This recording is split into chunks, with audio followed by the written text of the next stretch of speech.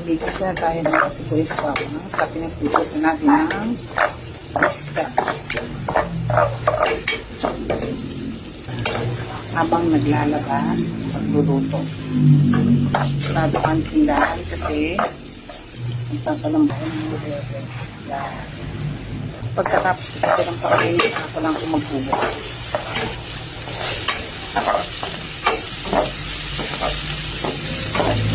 Sa atin nag-isa, gusto ko lagi may gulay. Ito talaga favorite niyo dati na walang gulay. Pero ako gusto ko may gulay. Kaya lalagyan ko nito.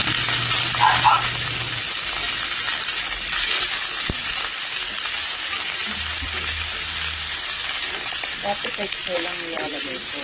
Wala yung dahil may ilaw, kasi maksigang, baka masira. Kaya nilalagay ko na. Paggulay naman walang masamang ito. Ayan, paminta ulit.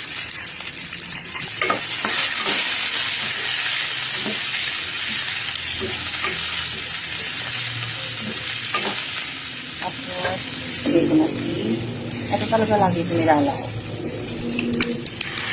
Ngayon lang ako maglalahat na ito dahil baka masira ako. Nagtitila nga si Bardagoy.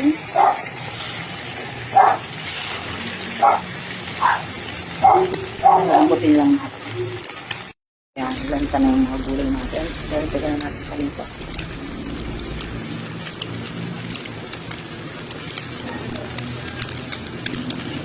Yan, ito natin ang manisa. Tapos, mix lang.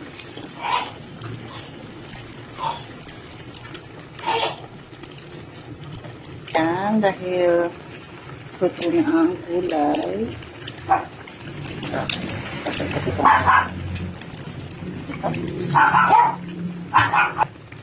Sa bawang. Ay! Hindi ng emosyon. Yan, tapos gigintuin natin para maganda yung sabaw.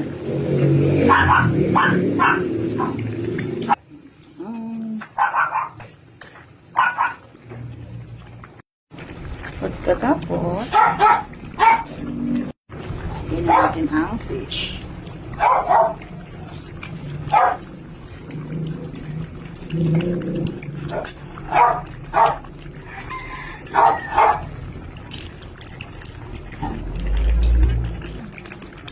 Ilubog lang natin ang fish.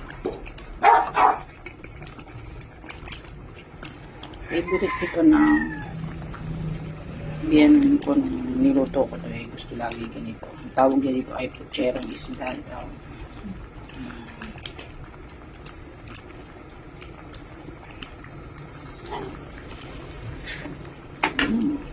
Ayan. Ito na